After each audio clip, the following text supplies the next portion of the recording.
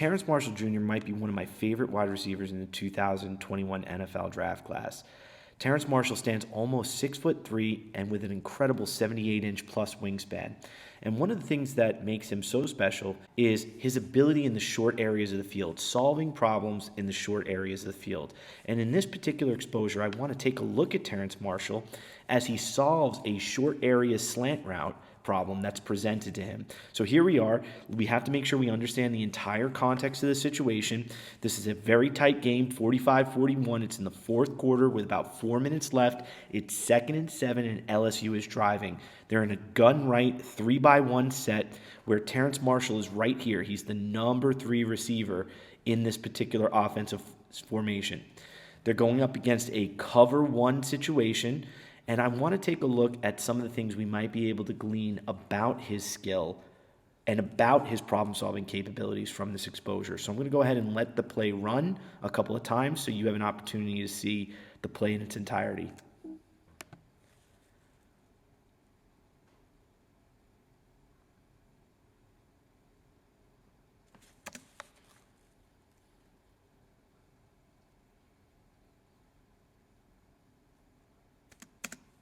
So what can we take from this particular exposure? Well, from a problem solver lens, we want to look at the functionality of the athlete. The skill is about their functionality, their ability to adapt to the situation in front of you.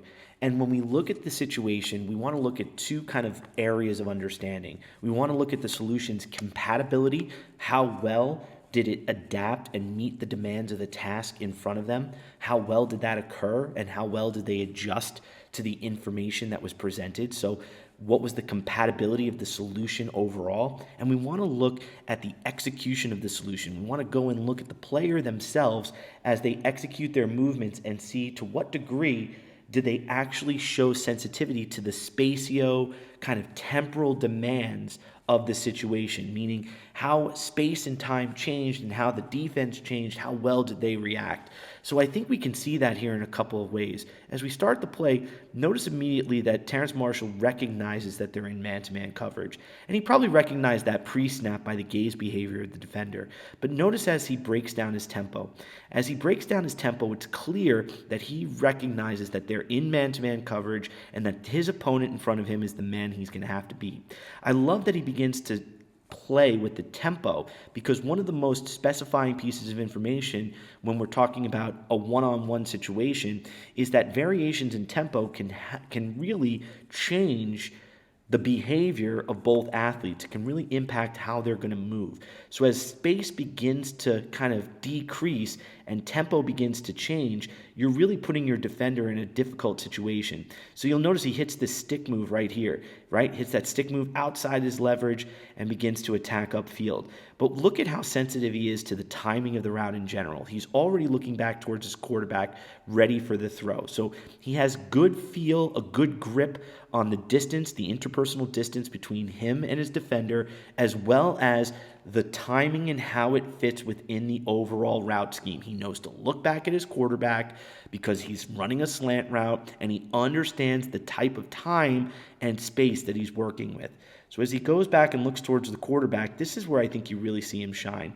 He puts the defender on his back so that way the defender has to fight through him to get to the football. But notice as the football begins to enter his catch radius, look at what you can see here.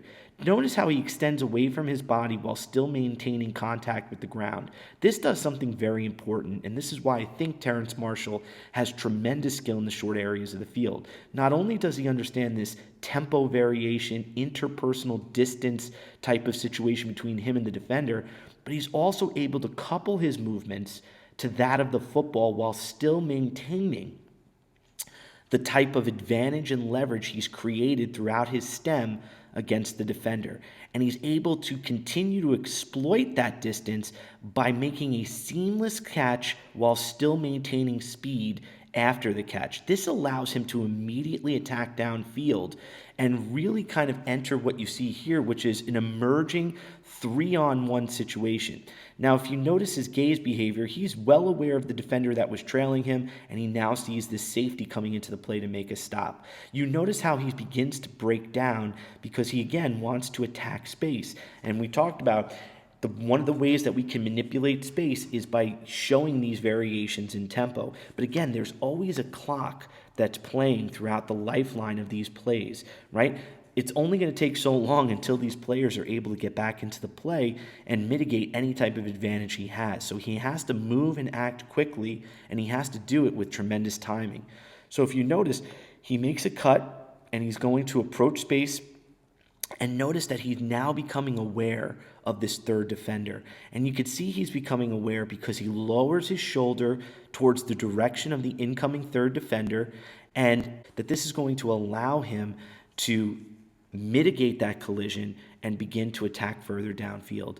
Although it doesn't happen on this play, we do see that his awareness, his spatial awareness in the short areas of the field, he's able to track two players in a tight space, and then right there, he automatically has the awareness of a third defender.